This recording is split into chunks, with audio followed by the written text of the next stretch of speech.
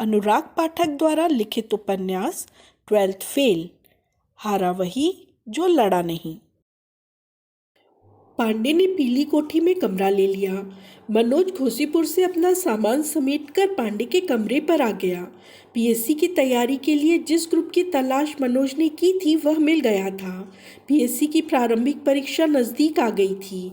पिछली बार ग्रेजुएशन के तुरंत बाद दी गई पीएससी की प्रीलिम्स परीक्षा में वह सफल नहीं हुआ था। उसने तय किया कि वह इस बार कोई कसर नहीं छोड़ेगा। उसने अपनी डायरी में लिखा, पढ़ाई के लिए यहाँ बहुत अच्छा माहौल है। पीली कोठी में कई अच्छे प्रतियोगी तैयारी करते हैं जिससे मुझे बहुत लाभ होता है, इसलिए अब मेहनत से पढ़ाई करना चाहिए। दीप सोनी ने मुख्य परीक्षा क्लियर करने के बाद इंटरव्यू दिया था। एक दिन दीप के पिताजी ने पीली कोठी आकर सूचना दी कि अभी अभी आए फाइनल रिजल्ट में दीप डीएसपी पद के लिए चयनित हो चुके हैं। दीप के पिताजी ने भावुक होकर कहा, हमें तो केवल 5,000 रुपये पेंशन मिलती है। लल्ला ने जब पीएससी की तैयारी शुरू की थी तब सब कहते थे पीएससी में लाखों रुपए रिश्वत देनी पड़ती है, पर देखो 1 रुपया नहीं लगा और हमारे लल्ला डीएसपी बन गए। खुशी और संतुष्टि के कारण उनकी आंखें भर गई थीं।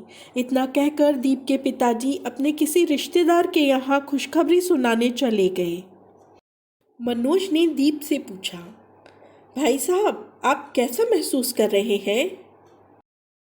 दीप ने मनोज से कहा, मैं बहुत खुश हूँ, पर एक बात ज़रूर कहूँगा, इस पीली कोठी में जितने लोग तैयारी कर रहे हैं गारंटी देता हूँ कि सभी लोग पीएससी में सिलेक्ट होंगे।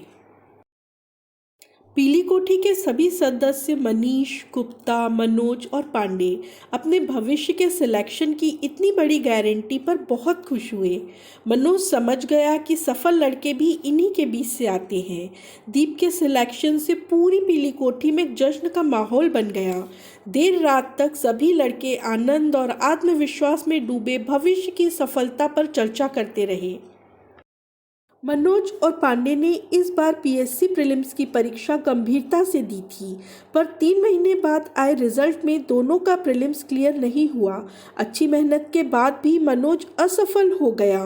मनोज को लगा जैसे वह बर्बाद हो गया है। उसकी सारी मेहनत बेकार चली गई। वह गहरी निराशा से भर गया। 4-5 दिन उसे होश नहीं रहा। वह अपनी कमियां ढूंढता रहा।